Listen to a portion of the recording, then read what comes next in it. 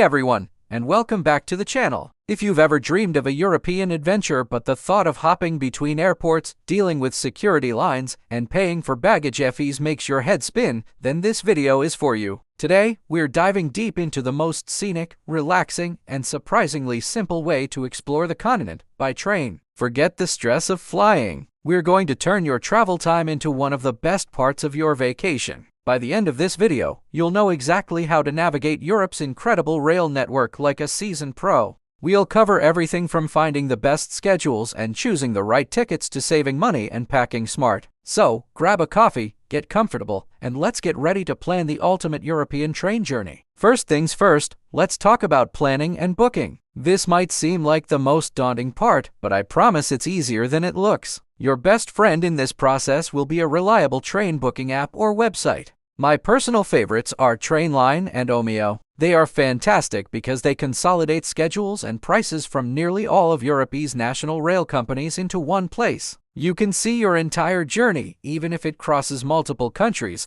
without having to jump between different websites like Germany's Deutsche Bahn and France's SNCF. Simply type in your departure city and your destination, select your date, and you'll see a list of all available options. You can filter by price, duration, and number of changes. This makes comparing journeys incredibly straightforward. For example, you might find a high-speed train that gets you from Paris to Amsterdam in just over 3 hours, or a slower, more scenic regional route that might save you some money. The key is to book in advance, especially for popular long-distance routes. Prices can increase significantly as the travel date gets closer, just like with flights. I recommend booking at least 1 to 3 months ahead of time if your plans are fixed. Now, let's get into the big question: should you buy individual tickets or a rail pass? This is where a little bit of planning can save you a lot of money. The answer really depends on your travel style. If you're planning a trip with only 2 or 3 long-distance train journeys, buying point-to-point tickets in advance is almost always the cheaper option. For example, if you just want to go from Rome to Florence and then Florence to Venice, individual tickets will be your best bet. However, if you're planning a more spontaneous, whirlwind tour and want the flexibility to hop on and off trains whenever you feel like it, a rail pass like the Eurail or Interrail pass might be perfect for you.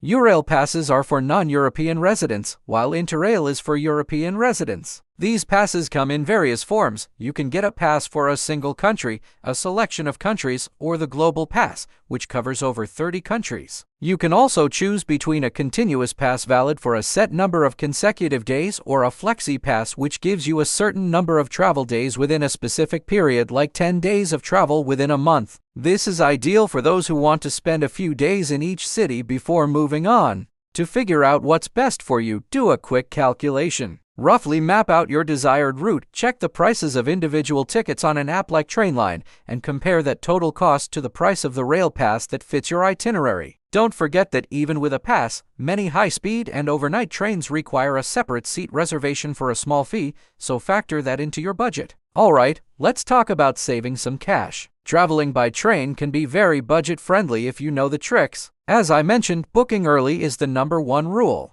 But what if you can't book months in advance? Another great tip is to be flexible with your travel times. Just like with flights, traveling during off-peak hours can make a huge difference. Midweek trains, particularly on Tuesdays and Wednesdays, are often cheaper than those on Fridays and Sundays. Similarly, very early morning or late night departures tend to have lower fares. Use the fare calendars on booking websites to spot the cheapest days to travel. Another strategy is to consider slower, regional trains instead of the flashy high-speed ones. While a high-speed train might get you from Munich to Berlin in 4 hours, a regional train might take 6 or 7 but could be half the price. This is a fantastic option if you are not in a rush and want to see more of the countryside. These trains often pass through charming small towns you'd otherwise miss. Also, look out for special offers and discount cards offered by national rail companies. If you're planning to explore one country extensively, this can be a great investment. While most long-distance trains have dining cars, they can be pricey. A trip to a local supermarket before you board for some bread, cheese, and fruit can save you money and feel like a lovely little picnic on the go. Now for one of the most practical aspects, packing. The beauty of train travel is that the luggage restrictions are far more generous than with airlines. Generally, you can bring a couple of larger bags plus a carry-on without any extra fees. You'll be lifting it onto the train, storing it in overhead racks or designated luggage areas, and potentially carrying it up and downstairs in the stations. For this reason, my golden rule is to pack light. A 40-liter backpack is often the sweet spot for many travelers. It forces you to be mindful about what you bring and is so much easier to manage. This includes your passport, tickets, phone, charger, a portable power bank, any medications, a water bottle, and some snacks. I also love to have a good book, headphones, and a downloaded playlist or podcast. These little comforts can make a long journey much more enjoyable. And a quick tip: wear comfortable clothes and shoes on your travel day. You want to be able to relax on the train and navigate busy stations with ease. So you've booked your tickets, packed your bags, and you're at the station. What now? European train stations are generally very easy to navigate. Look for the large departure board or Tableau des Départs in French or Abfahrt in German. This board will show your train's destination, its number, the departure time. The platform number is often announced only 15 to 20 minutes before departure, so don't panic if you don't see it right away. Just keep an eye on the board. Once you know your platform, head over there. This shows the layout of the train, indicating where each numbered carriage will stop along the platform. Your ticket will have a carriage number, voiture or wagon, and a seat number, place or sits. When the train arrives, just hop on, find your carriage and seat, stow your luggage, and settle in.